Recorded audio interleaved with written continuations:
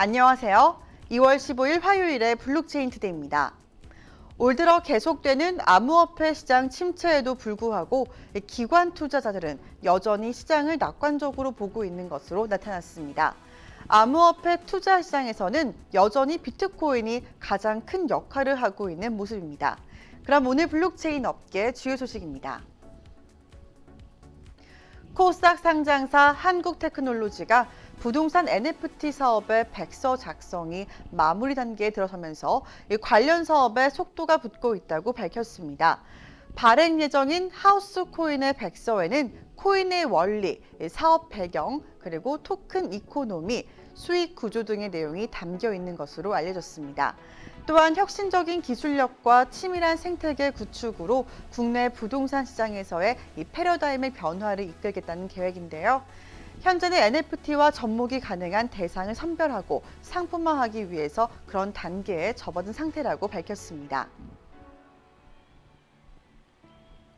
라인프렌즈가 신개념 디지털 지식재산권의 생성 플랫폼을 선보입니다. 프렌즈는 이 세계 누구나 자신만의 캐릭터 IP를 만들 수 있고 또 향후 NFT 게임과 메타버스 서비스까지 확장할 수 있는 이 새로운 형태의 디지털 IP 생성 플랫폼 프렌즈 런칭 전에 이 비공개 시범 테스트의 신청을 시작한다고 발표했는데요. 라인프렌즈는 사용자가 직접 캐릭터의 IP의 크리에이터 그리고 오너가 되고 또 플랫폼과 서비스, 콘텐츠를 넘나들면서 활용할 수 있는 확장성과 자율성을 더해서 이런 신개념의 디지털 놀이 문화의 제공으로 차세대 메타버스 트렌드를 선보한다고 계획했습니다. 더 나아가서 블록체인 게임과 NFT 분야의 전문 기업들과의 전략적인 협업을 통해서 공간의 한계를 넘어서 현존하고 있는 그 어떠한 메타버스 서비스보다도 더 새롭고 즐거운 디지털 세상을 경험할 수 있을 것으로 업계 기대를 모으고 있습니다.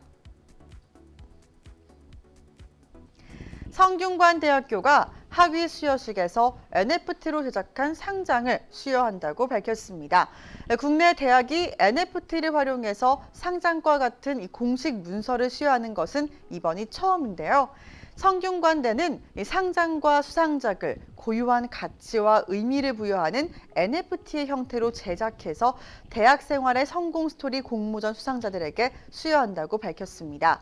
NFT의 상장과 수상작은 이 블록체인 기술로 제작이 돼서 이 학교가 인증하는 디지털 원본으로 이 분실과 위조의 위험이 없이 디지털 지갑인 월렛에 소장해서 언제 어디서든 공식 증명으로 사용할 수 있다고 합니다.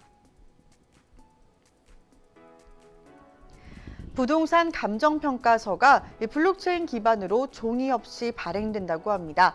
KB국민은행이 이를 첫 활용하게 되는데요. 한국감정평가사협회와 또 KB국민은행은 14일부터 기존의 종이 감정평가서를 블록체인 기반의 디지털 감정평가서로 대체한다고 밝혔습니다. 이는 감정평가서를 전자문서로 발급하고 또 보존할 수 있도록 감정평가 및 감정평가사에 관한 법률이 개정이 돼서 지난달 21일부터 시행이 되면서 감정평가서 디지털화를 위해서 법적 기반이 마련된 데 따른 조치인데요. 디지털 감정평가서는 협회가 이 블록체인을 기반으로 한 감정평가서 디지털화 시스템을 제공하고 또 KB국민은행이 담보대출 업무 수행 시에 디지털 감정평가서를 활용하는 구조입니다. 국내 암호화폐 거래소 코인원이 이용자 보호 전담 부서를 신설했다고 밝혔습니다. 기존 CS와 대금융 전담센터를 이원화함으로써 안전거래 시스템을 강화한다는 방침인데요. 이번에 신설된 이용자 보호 전담 부서는 이상거래, 클라이언트 해킹, 금융사고 등에 대한 처리, 그리고 수사기관 대응, 거기에다가 채권 추심 압류 및 해제 등 공공기관 대응, 그리고 고객 민원 등 대내외 이용자 보호 업무 등을 수행하게 됩니다. 이와 함께 이상거래 탐지 시스템 고도화 등 이용자 보호를 위한 기획과 개선 작업도 강화하기로 했는데요. 이를 통해서 이 정식 암호화폐를 사용함으로써 이용자 보호 기준을 충족하고 금융사고 리스크를 최소화하기로 했습니다. 인텔이 비트코인 채굴 가속기를 개발 중입니다. 인텔은 올해 후반에 이 아르고 블록체인과 또 블록 및 그리드 인프라를 포함한 고객에게 에너지 효율적인 블록체인 채굴칩을 출시한다고 하는데요. 현재 개발 중인 ASIC는 올해 말에 출시되는데요. 인텔의 첫 번째 고객에는 이 비트코인 채굴 기업인 그리드 인프라스트럭처 아르고 블록체인과 또 블록이 포함된다고 합니다. 인텔은 개방적이고 또 안전한 블록체인 생태계에 참여하고 촉진할 것인데요. 책임감 있고 지속 가능한 방식으로 이 기술을 발전시키는 데 도움이 될 것으로 업계 기대를 모으고 있습니다. 블록체인 이슈 앤 트렌드 초성 뉴스에서 이은주 아나운서가 전해드립니다.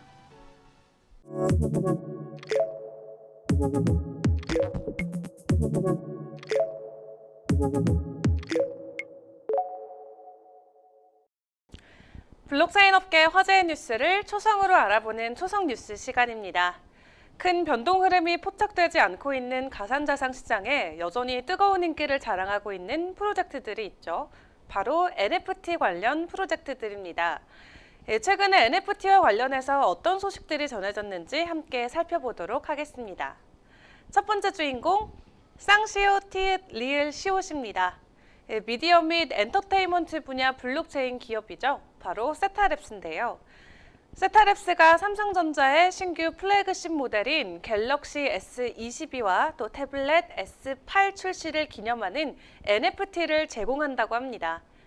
한국에서 사전 예약을 하고 구매한 고객은 사전 예약 기간 종료 이후 새 기기를 통해서 세타 네트워크 기반으로 만든 자신만의 고유한 기념 NFT를 받는다고 하는데요.